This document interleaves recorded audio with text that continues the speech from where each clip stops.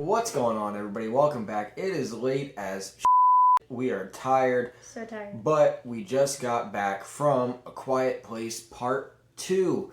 The totally necessary, unnecessary sequel. The plot breakdown, things kick off with the flashback you saw in the trailer. But everybody knows that trailer. Everybody knows the flashback. Everybody knows John Krasinski does that 45-degree pivot, sprinting away from the cop car, everything like that.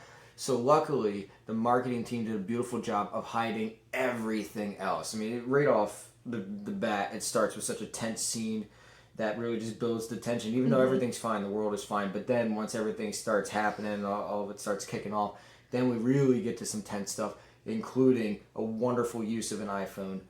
Finally shown for the trash that they are. Responsible for the end of the world. Once we get past that, then of course, we flash back to, Emily Blunt and the kids. John Krasinski, he's still dead. Yeah. And, it's basically them getting off the farm. And from there, it's just their journey. They happen to stumble upon Cillian Murphy. Family friend. He's shown in the flashback in the beginning. He has a real thick beard. He's not Scarecrow this time, but that's okay. He's so cool. He is pretty cool. And he has a pretty solid arc. And then, you know what? John Krasinski, he just turns things up to 100. I mean, this is a fantastic sequel. My biggest fear 3 years ago when they announced this was that it was going to be a sellout cash grab, just a quick and easy sequel, get it done and out of the way. Not going to be anywhere near as good as the first, even though I do have some issue with the first. Luckily, John Krasinski said, okay, bet.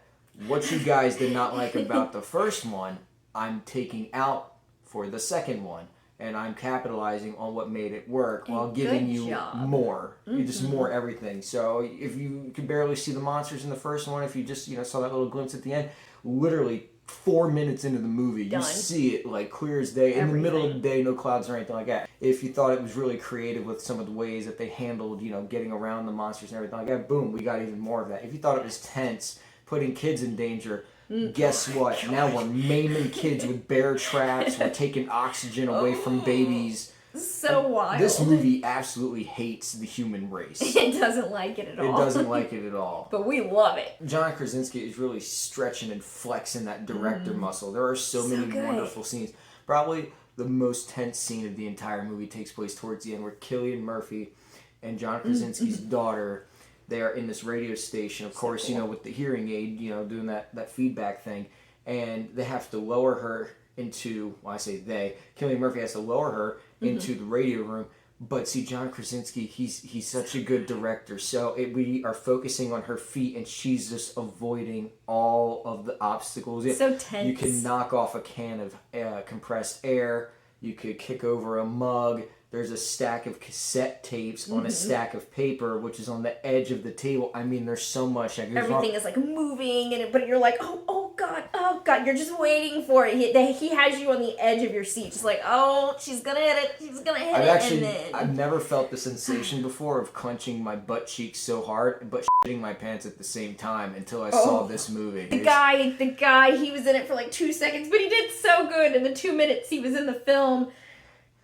She's talking about the wizard Shazam. I don't want to butcher his name, okay? But we got to play the wizard Shazam. He's great in everything that he's in, and this was nothing short of that. He did great. I don't want to really say great. I mean, he shows up and he adds that level of gravitas to it, and you're like, oh, cool. He's a well-named actor. He's going to be in there for a bit. And then he dies. He gets wrecked. The world building is done so very well, even without any kind of dialogue. I mean, now we're meeting really weird, creepy pedophile cults, which they get really wrecked. We get more detail on the Death Angels. We're actually getting to see a progression that they're possibly getting weaker the longer that they're on Earth, but that's very clever.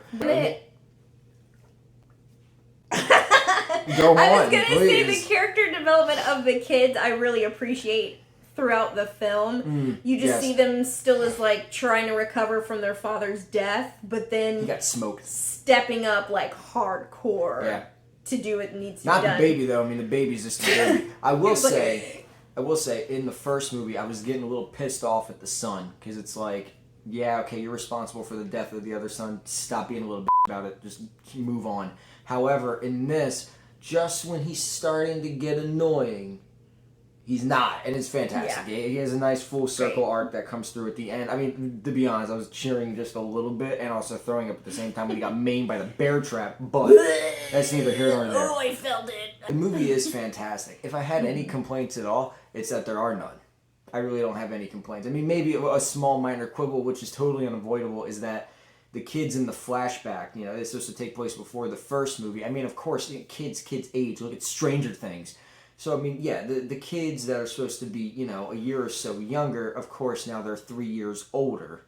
And it's unavoidable. I mean, what are you going to do? You're going to do that weird-ass de-aging CGI that they tried in It Chapter 2? And then just make them look like a bunch of alien monkey freaks? No, It's absolutely weird, not. yeah. The movie sucked. So, I'm going to give that 5 out of 5 tacos, which is a hell of a lot better than the last movie we reviewed. Ugh. Can we not even talk about it? The movie doesn't exist. Anyways, terrible. Mrs. Taco, what would you give A Quiet Place Part 2? 10 out of 5 tacos. Like, it just, like, Krasinski, man. He does it for me every time. 10 out of 5 tacos. Fantastic. That's some math for you folks out there. Go see it. Please Go see it. And if you guys, you know, of course, once you see it, come on back to the comments. Let us know what you think. If you think our opinions are valid, let us know. If you don't think that they're valid, welcome to YouTube. We will see you guys on the next video, the next review. I don't know what movie is up next. No idea, but I tell you what, it's not going to tuned. be. It's not going to be Cruella. And on that note, this is VHS Tacos signing off. Adios. bye! What's his name? His name is Cillian Murphy. But in the movie, don't know his name.